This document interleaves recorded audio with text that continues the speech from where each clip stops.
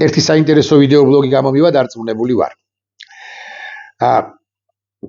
არ ვიცი გახსოვთ თუ არა და დარწმუნებული ვარ მეორე მხრივ რომ არ გახსოვთ კონკრეტული თარიღები თქვენივე წარსულიდან. მე ყოველ შემთხვევაში ბევრი თარიღი დამავიწყდა, შემომავიწყდა. მაგალითად არ ვიცი, არ მახსოვს, რას ვაკეთებდი პირობითად 1994 წლის 17 აპრილს ან 99 წლის 16 თებერვალს პირობითად. არც თქვენ არ გახსოვთ. ეგ კი არა, თქვენზე არ ვიცი, მაგრამ საკუთარ თავზე ვიტყვი. 2025 წლის მიწურულს, მაგალითად 19 დეკემბერს, რას ვაკეთებდი? რა გადამხდა? რა დავწერე, რა წავიკითხე? ვის შევხვდი? რა თემაზე მქონდა მსჯელობა სჯაბაასი, განხილვა? რომელი თემისა მქონდა, რა თემისა მქონდა, არ მახსოვს. არც სტუმარი მახსოვს ჩემი და არც მასპინძელი ჩემი თუ ვინმესთან ვიყავი, მაინც და მაინც. 25 წლის 19 დეკემბერი კი არა, ერთი კვირის წინ ხდებოდა. ისიც კი არ გაგახსენდება, კაც თუ რა მნიშვნელოვანი არ იყო. მაგრამ არსებობს თარიღები, რომლებიც არასოდეს არ შემოვავიწყდება კაც, არ დაგავიწყდება იმდენად სერიოზული ემოციური გავლენა მოახდინა იმ თარიღები იმ ამბებმა იმ კონკრეტულ დღეებში. მაგალითად მე ძალიან კარგად მახსოვს 99 წლის 9 აპრილი. ცხადია, ყველას უნდა გვახსოვდეს, ვინც შესაძლო არც იყო რუსთაველის გამზირზე და ალბათ არ იყო, უმრავლესობა ჩვენგანი ნამდვილად არ იყო, მაგრამ გვახსოვს რა ხდებოდა 99 წლის 9 აპრილს ან 10 აპრილს რო გამოვედით ქუჩაში. რა დაგვავიწყებს. მე ვგულისხმობ საბოლოო ჯამში იმ ადამიანებს, ვინც მოესწრო იმ ქარტეხილებს 80-იანი წლების მიწურულს 90-იანი წლების დასაწყისში, ანუ ჩემი თაობის წარმომადგენლებს. მე მახსოვს ნოემბრის შიმშილობა 88 წლისა. 22 ნოემბერს დაიწყო და 29 ნოემბერს დასრულდა. მე მახსოვს საკუთარი თავი მწერალთა კავშირში, მაჩაბელზე, იმხანად 16 წლისა ვიყავი, 99-ში 16 წლისა გახლდით და მწერალთა კავშირიდანაც დაიძრნენ, წამოვიდნენ დემონსტრანტები. და დაიწყო შიმშილობა. იქ სადაც ყოველთვის წყდებოდა საქართველოს ბედი, ანუ პარლამენტის მიმდებარე ტერიტორიაზე წინ რომ კიბეებია და ახლაც რომ აქციები მიმდინარეობს, აი იქ სწორედაც რომ 29 ნოემბერს აკითხარით შეწყდა. მე მახსოვს მანამდელი 5 ნოემბერი, მანამდელი ანუ 22-29 ნოემბრამდე 12 ნოემბერი, მე მახსოვს 1987 წელს ბერიკონი 14 წლის ვიყავი, როდესაც ბერიკონში მერაბ კოსტავამ დასჭექა და სხვებმაც დასაკვირველია და არ ვიცი სულ ვიყავით 15-16 კაცი. არა, უკაცრავად 70 კაცი, 90 მაქსიმუმ 50 კაცი და დასჭექა მერაბ კოსტავამ პირველი რესპუბლიკის ჰიმნის, საქართველოს სახელმწიფო ჰიმნი მაშინ არ იყო. დიდება და ბევრი ახვა, განა არა. მე მახსოვს სხვა დღეებიც, მაგრამ განსაკუთრებით მე მახსოვს, აი ხლა ერთ დღეს გავიხსენებ 1988 წლის 21 და 22 სექტემბერი. 88 წლის პირველ 2 ან მაქსიმუმ 3 სექტემბერს თუ ეს 3 სექტემბერი იყო შაბათი დაიწყო სწავლა საჯარო სკოლებში და ინდივიდუალურ შატალოზე წავედი, ვინც იცის რა არის შატალო, ანუ გავიპარე გაკვეთილებიდან, ისე რომ არც მივსულ ვარ სკოლაში, სწორედაც რომ 21 სექტემბერს. შესაბამისად გამოვუყევი მე ყაზბეგის გამზირზე, მაშინ პავლოვი ერქვა, გამოვუყევი პავლოვს, ყაზბეგის გამზირს დღევანდელს, მერე უკვე პეკინის გამზირს, არ ერქვა მაშინ დღევანდელ კოსტავას გამზირი და ერქვა ლენინის ქუჩა თუ გამზირი, შესაბამისად დაახლოებით დოლიძის კუთხიდან, სასტუმრო აჭარიდან და ჩამოუყევი მე ტროლეიბუსით ან ავტობუსით საზოგადოებრივი არ მახსოვს რომელი ტრანსპორტით, ჩამოუყევი ვიდრე ზოოპარკამდე და ვარაზის ხევზე ავედი ფეხით. იმხანად მიადვილდებოდა, ახლა ცოტა მიჭირს. უნივერსიტეტამდე არ მისული, ჭავჭავაძის გამზირამდე არ მისული. იცით თქვენ რომ უნივერსიტეტის ესეთი გრძელი უნივერსიტეტს რომ მეკუთვნის უნივერსიტეტამდე მისასვლელი პირველ კორპუსამდე მისასვლელი კიბეებია სწორედაც რომ ვარაზის ხევზე. იქ ტროლეიბუსმა გააჩერა თუ ავტობუსმა ბოლო გაჩერება იყო ვიდრე ჭავჭავაძემდე ვარაზის ხევზე ჩამოვედი და დავინახე რომ ძალიან ბევრი აი 10.5-ია დაახლოებით მაქსიმუმ ისი ძალიან ბევრი მომიტინგეა შეკრებილი. ვიკითხე შევერიე და ვიკითხე იმარ რა ხდება მეთქი. და მითხრეს რომ არც ვიცი სად არის იმხანად პრინციპში საბოლოო ჯამში მე და მე ირკვევა ჩემთვის მე და მე იხსნება ეს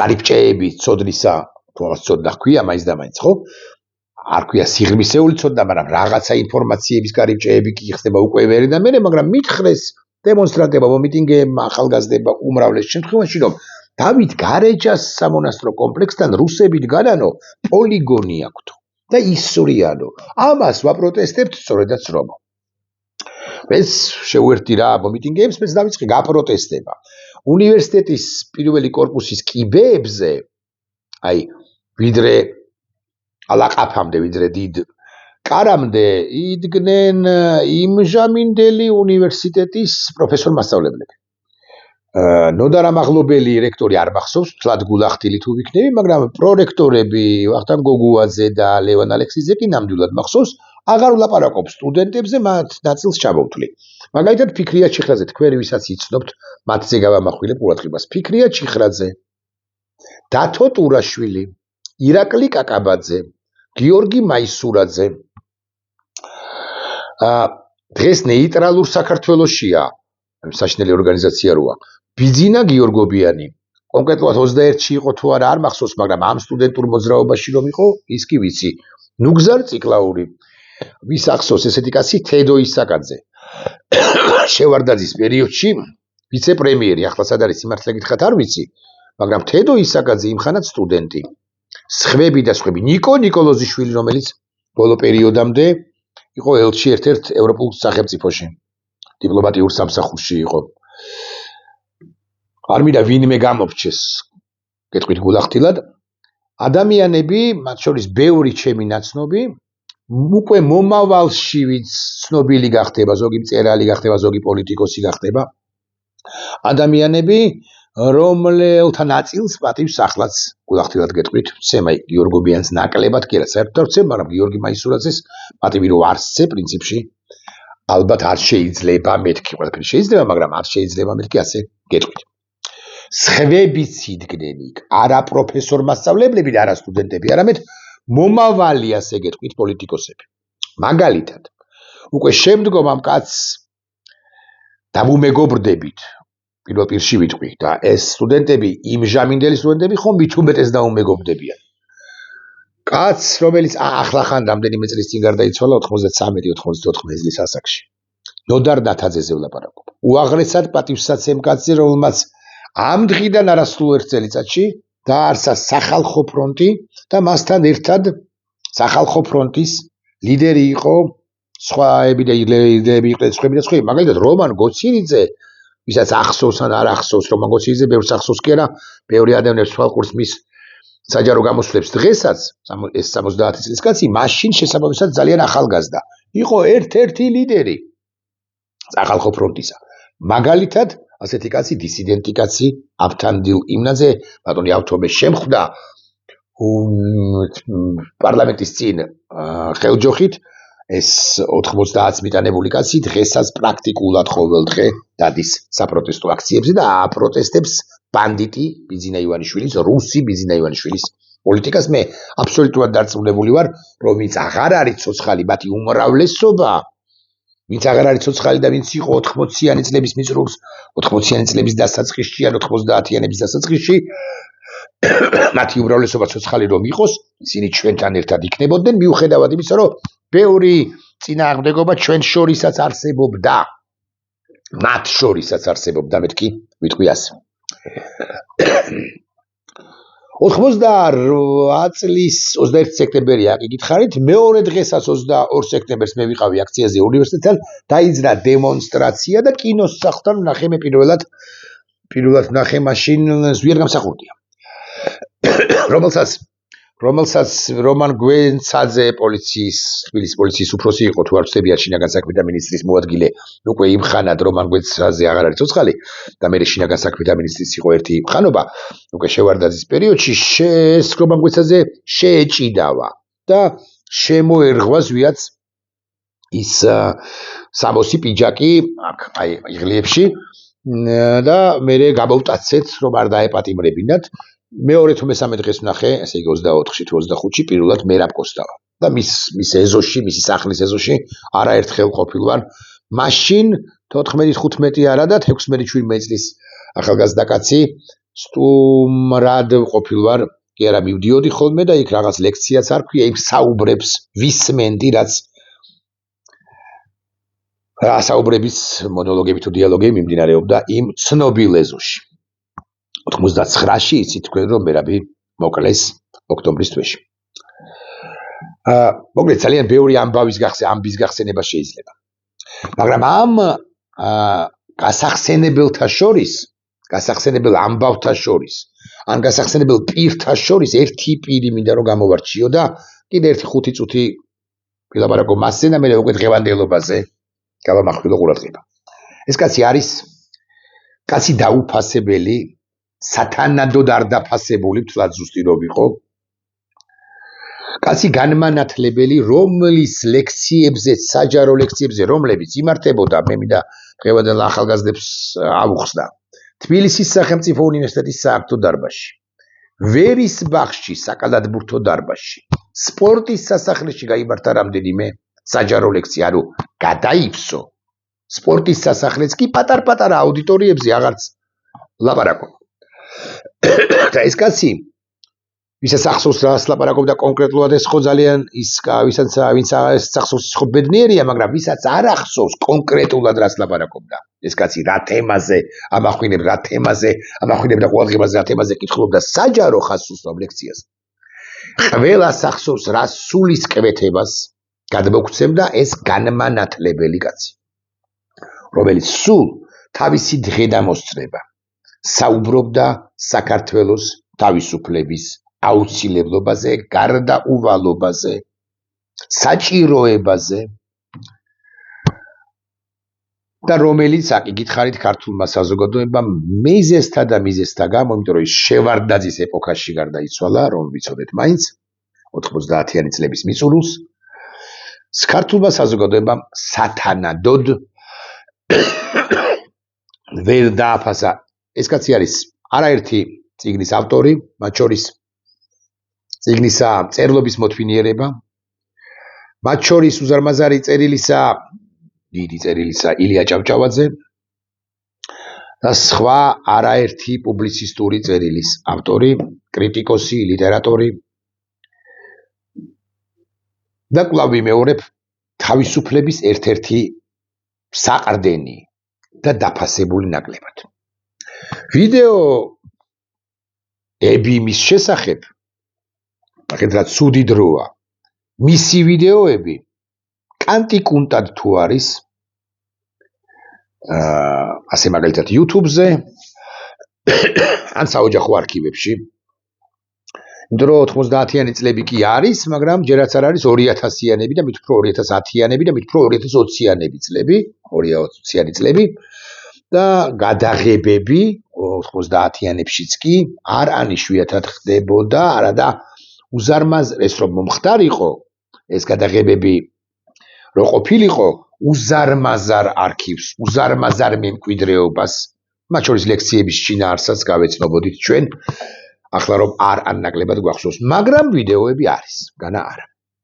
ამას წინათ კი არა გუშინ იყო თუ გუშინ წინ სკროლვისას სწორედ ერთ-ერთ, არ ვიცი რამდენ წამიან საბოლოო ჯამში, მაგრამ ძალიან პატარა ვიდეოს წავაწყდი. ამ ვიდეოსში წამნახევრით არც კი ჩანს ახალგაზრდა გიგა ბოკერია, რომელიც უსმენს და რომელიც გაუბედავ და ვიტყვი სწავლობს, იმიტომ რომ მე დარწმუნებული ვარ, რომ გიგასაც და ყველას ვინც იმ პერიოდში აქტიური იყო, ან აქტიურობას იწყებდა, ეს არის 96 წლის ვიდეო. აქტიური იყო ან აქტიურობას იწყებდა, ეს კაცი ერთ-ერთ სამაგალითო პერსონად მიაჩნდა და სამართლიანადაც და მისგან ბევრ რამეს სწავლობდა. პირველ ყოვლისა კვლავ მიმეორებ თავისუფლების აუცილებლობას და თავისუფლების გარდაუვალობას. თუმცა 96 წელს საქართველოს ფორმალისტური თვალსაჩინო თავისუფალი არის, SNG-შია შესული, მაგრამ დამოუკიდებელი ქვეყანაა. შევარდნაძე მოცილებული ყავს ბანდიტები კიტოვანი და იოსელიანი, მაგრამ და აქედან გამომდინარეც დამატებით საქართველოს თავისუფლება, მაგრამ და თავისუფალი ქვეყანა და საქართველოს თავისუფლება დასაცავი აქვს. ერთ წამს გადავუხვევ თქვენის ნებართვით, მე დაგპირდით, რომ ამ კაცზე ვილაპარაკებ ორ სიტყვას ვიტყვი მეთქი და მე სხვა თემაზე გადავალ მეთქი და არ გამომივა ამ სხვა თემაზე გადასვლა, იმიტომ რომ 16 წუთია უკვე ეთერში ვართ. 16 წუთია მიმდინარეობს ვიდეო ბლოგი. და მე პრინციპში მალე უნდა ამოვწურო და საბოლოო ჯამში ამ კაცზე როცა აკეთებ ვიდეო ბლოგს, სხვა თანამედროვე ტიპები და განსაკუთრებით ბანდიტები რატო უნდა გაურიო ამავე ვიდეო ბლოგში. მაგალითად მინდა ლაპარაკი იბიზინაზე, კობახიძეზე და სხვებზე. მაგრამ აი რატო უნდა გაურიო, რატო უნდა ილაპარაკო მათზე, სიმართლე გითხრა, არ ვიცი, მაკაბოჭორიშვილზე მინდოდა ორი მწარე სიტყვის თქმა. მე მოგასმენინებთ რას ამბობდა ეს კაცი და ორ სიტყვას ვიტყვი მასზე კიდევ და ასე ამოვწურავ ჩემს ამ ვიდეო ბლოგს. 80-მისათვის და თავისუფლებისათვის 16 წელია. თუ ჩვენ ვიბრძოდით დამოუკიდებლობისათვის და თავისუფლებისათვის, მაშადაც ვიბრძოდით რუსეთის წინააღმდეგ. თუ ჩვენ ვიბრძოდით თავისუფლებისა და დამოუკიდებლობისათვის, მაშა სადამე ვიბრძოდით რუსეთის წინააღმდეგ. ეს არის ბრძოლა დაწყებული 1801 წლიდან. ვინმე გამათობს ამ თემაზე? ქართული ოცნების გარდა. რუსეთის წინააღმდეგ, რუსეთი ყველაზე დაუძინებელი მტერია ჩვენი იმ მრავალრიცხოვან მტერთა შორის, რომელიც კი ყოლია ჩვენი არსებობიდან, ვიდრე არსებობის დასაწყისიდან, ვიდრე დღემდე. ვის და კაკო ბაქრაძეს, ვისზეც არის ჩემი ეს ვიდეო ბლოგი, ეს შესანიშნავად ჰქონდა გასიგრძე განებული. საკუთარი სკამებით, ტაბურეტებით დავდიოდით ხალხო მის ლექციებზე. მე 15-16 წლის ახალგაზრდა სახლიდან გავდიოდი, ხელში მეჭირა ტაბურეტი, პატარა სკამი და იქ უნივერსიტეტის სააქტო დარბაზში მიმქონდა ხოლმე და ვცდილობდი რომ წინ დამეკავები და ადგილი რომ კარგად მომესმინა, რაც მასწავლიდა კაკო ბაქრაძე. ვაგრძელებ, საბოლოო ჯამში არის 17-20 წამიანი ვიდეო, არც კი. თუ ჩვენ ვიბრძოდით დამოუკიდებლობისათვის და თავისუფლებისათვის, მაშადაც ვიბრძოდით რუსეთის წინააღმდეგ. თუ ჩვენ ისევ ვფიქრობთ რუსეთთან ურთიერთობაზე, ისევ ვფიქრობთ, რომ ჩვენ რუსეთის კალთის ქვეშ უნდა ვიყოთ შეფარებული, მაშინ ყველაფერი ის, რაც ჩვენ ვაკეთებთ, ეს არის დიდი დანაშაული, რადგან ჩვენ დავიწყეთ ბრძოლა რაღაცის წინააღმდეგ და თურმე ის გვინდოდა რის წინააღმდეგაც ვიბრძოდეთ. ჩვენ უნდა ავიღოთ. ეს არის უსწორესი აზრი. იმიტომ რომ ჩვენ თუ ვიბრძვით და ვიბრძოდით საქართველოს თავისუფლებისათვის და დამოუკიდებლობისათვის, მაშინ და ვიბრძოლოთ ბოლომდე. თუ ისევ იქ ბოდიში მივეტენებით, მაშინ იმ ბრძოლასაც, მათ შორის კაკოს ბრძოლასაც რა აზრი ჰქონდა ბაკაკი ბაქრაძე, ჰქონდა შაქრიანი დიაბეტი. არ მახსოვს სად, სიმართლე გითხრათ, მაგრამ ან თბილისის სახელმწიფო უნივერსიტეტში ან რომელიმე სხვა სივრცეში, მე მახსოვს ის ვერ გადაბმული ლექციები იყო 3 საათიანი, 4 საათიანი და კულისებში შედიოდა ხოლმე შაქრიანი დიაბეტი, ვისაც აქვს, მათ შორის მეც ახლა უკვე და მაშინებად კაკოს ჰქონდა, აუცილებელია მათთვის საკვების მიღება რაღაც პერიოდულობით, ხო, 4 საათში, 3 საათში ერთხელ, 4 საათში ერთხელ ლექციას უცებ შეწყვეტდა ხოლმე, გაწყვეტდა ხოლმე კულისებში გადიოდა ფარდის უკან, ერთ ლუკმას ჩაიდებდა და უბრუნდებოდა იმ მრავალი ასეული კაცი კი არა, რამდენიმე 1000 კაციც კი დასწრებია მის ლექციას, რომ ვიცოდეთ, რომ აგიხსნათ კარგად რა მასშტაბის ან რა რანაირ კაცთან ჰქონდა საქმე განმანათლებელთან. კი გითხარით კაცთან, რომელმაც უზარმაზარი როლი შეასრულა საქართველოს დამოუკიდებლობის მოპოვების პროცესში. გავაგრძელოთ. თუ ჩვენ ვიბრძოდით დამოუკიდებლობისათვის